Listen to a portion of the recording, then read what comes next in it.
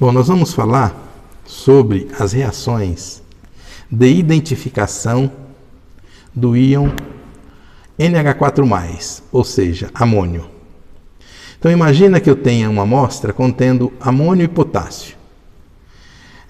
Além dessas reações servir para identificação do íon amônio, também para sua eliminação, porque nessa mistura de amônio e potássio, as reações que eu preciso utilizar para a identificação do potássio também ocorrem de forma similar para o amônio. Ou seja, amônio não pode estar presente na hora da identificação da prova do potássio. Então ele precisa ser eliminado. E uma das formas de eliminar o amônio é na forma de NH3. Ou seja, uma amostra contendo amônio, se eu adicionar uma base forte, hidróxido de sódio,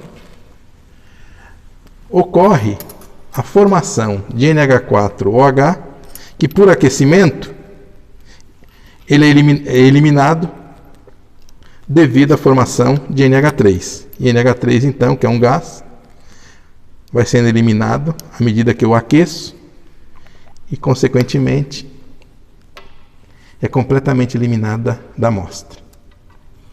Então, eu tenho uma amostra sólida que eu quero saber se aqui existe ou não presente o íon amônio. Então, para isso, nós precisamos de hidróxido de sódio. Eu tenho uma solução de hidróxido de sódio, essa aqui é 4 mol por litro.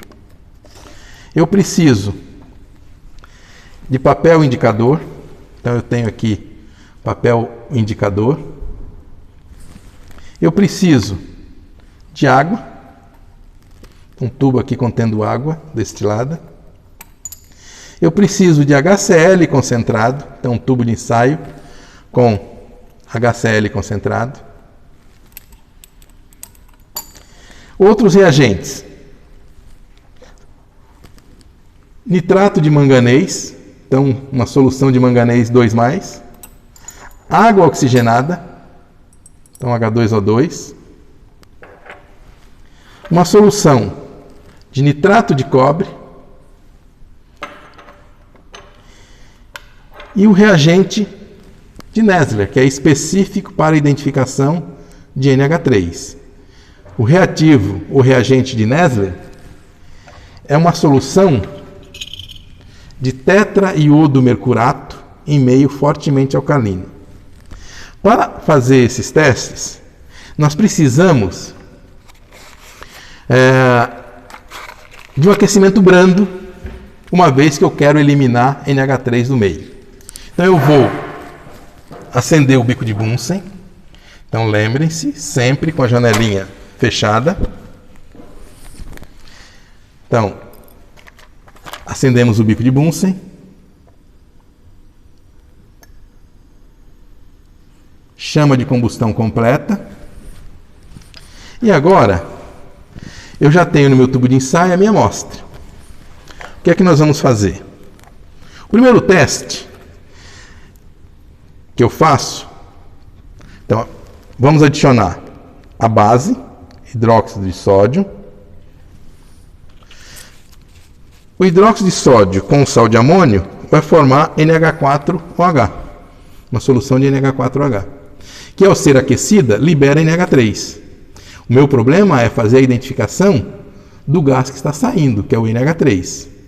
Então, se eu começar a aquecer, então vou segurar com a ponta dos dedos. Então vou falar que esse trabalho eu posso fazer sem segurar com um prendedor ou usando uma luva, porque eu tenho soluções aqui que eu vou aquecer muito brandamente e com muito cuidado.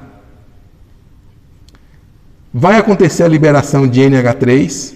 Esse NH3 é que nós vamos coletar primeiro pelo cheiro. Então eu posso puxar uma porção do gás que está saindo para minhas narinas. Então vou aquecer lentamente.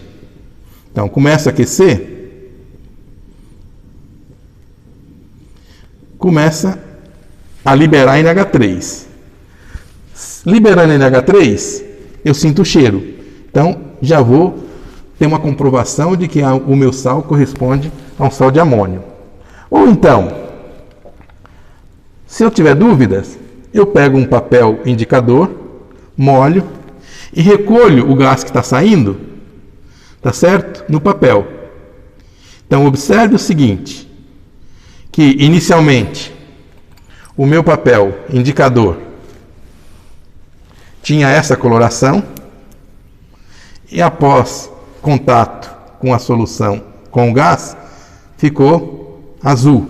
Ou seja, olhando para o nosso gabarito, observe que antes o pH estava por volta de 7, caminhou para um pH por volta de 9, 10. Nosso gás tem características, quando em contato com a água, alcalina. Essa é uma evidência da presença de NH3. Outro teste é aproximar desse tubo de ensaio, de onde está sendo liberado o NH3, uma gotinha de ácido clorídrico concentrado. A presença de ácido clorídrico nos mostra a saída de um vapor esbranquiçado. Na realidade, o contato do NH3 com HCl concentrado forma NH4Cl. Então, isso é bem visível, ou seja, outra evidência de que o gás que está sendo libertado é NH3. Não satisfeito, nós podemos fazer o seguinte: pegamos um papel de filtro, recortamos em 4 pedaços. Num deles, eu vou fazer o seguinte: eu vou adicionar uma gota de uma solução de um azul claro de cobre 2. Então, uma gota de cobre 2 no papel. E aí nós vamos aproximar da boca do frasco, do tubo de ensaio, esse papel de filtro. Então, o contato do NH3 com a solução que está no papel de filtro de cobre 2, observe que nós temos o aparecimento de uma mancha azul intenso. Ou seja, antes não via coloração alguma e agora nós temos um azul intenso que é característico da formação do tetraamin cobre 2. Um outro teste que eu posso fazer é usando um sal de manganês. Então, manganês 2, uma gotinha, na presença de água oxigenada. Então, uma gotinha de água oxigenada. Se o gás que estiver saindo daqui entrar em contato com o papel de filtro, que tem uma gota de manganês com água oxigenada, nós devemos observar a formação de MnO2, que é um sólido marrom.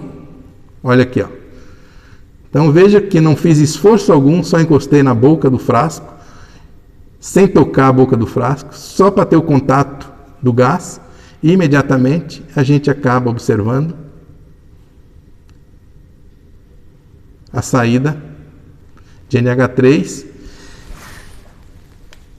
que vai em contato com a solução aquosa, formar NH4OH, liberar o H-, torna o meio alcalino.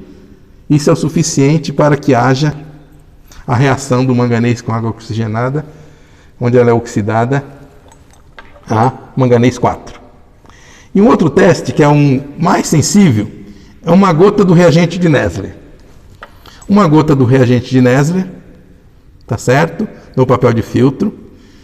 Esse reagente já está um pouco envelhecido, deveria ter mantido o pH, o papel incolor nele e o papel branco. Mas vamos fazer o seguinte: aqueci um pouquinho mais, vou liberar agora o NH3 e vou fazer o contato. Sem encostar. Ó, eu só estou aproximando. O gás que sai é o suficiente para a formação de uma mancha marrom escuro ou um alaranjado mais intenso, tá certo? Característico da reação do NH3 com esse reagente, formando o óxido amino mercúrico. Então, o iodeto de óxido amino mercúrico. Isso é o característico da presença de NH3 no meio. Então, sabendo que tem amônio, o que é que eu preciso fazer? Eu preciso colocar um tripé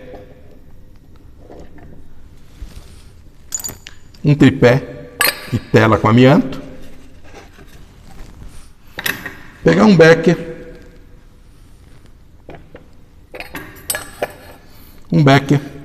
com água, colocar o tubo de ensaio no becker contendo água, tá? E vou fazer um banho-maria para eliminação do NH3. Então eu vou deixar aquecendo em banho-maria pelo menos durante uma meia hora mais ou menos, para que haja, tudo vai depender da quantidade de amônio existente no material. De vez em quando eu vou testando para saber se ainda existe amônio lá dentro. Se não tem mais amônio, eu posso então agora pegar aquela amostra e fazer o teste para potássio. E é isso aí.